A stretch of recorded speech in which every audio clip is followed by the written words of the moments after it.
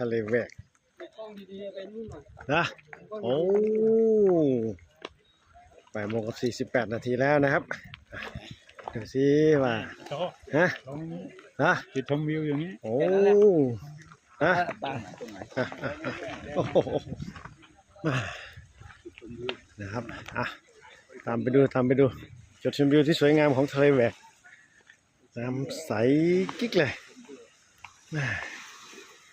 แน่นอนครั้งแรกที่ได้มา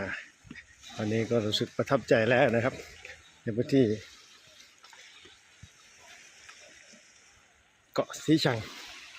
นะครับทะเลแหวก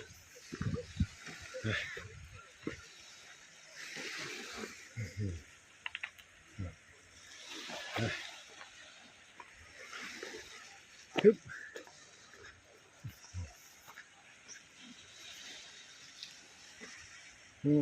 สวยงามวิวทิวทัศน์ที่มีแต่ต้นไม้แต่ว่าดูแล้วสวยงามมากโอ้โหเป็นบุญตาโดยแท้นะเฮ้ยนะเสียงดังนู่นลงมาเลยทะเลแหวกมันสวยจริงๆนอกจากทำทะลุแล้วก็ยังมีทะเลแหวกนี่แหละครับสวยมากเลยนะลงไปทะเลแหวกครับมาดูทะเลแหวกกัน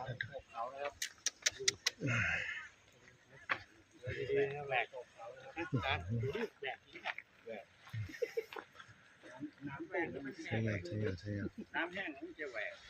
สวยงาม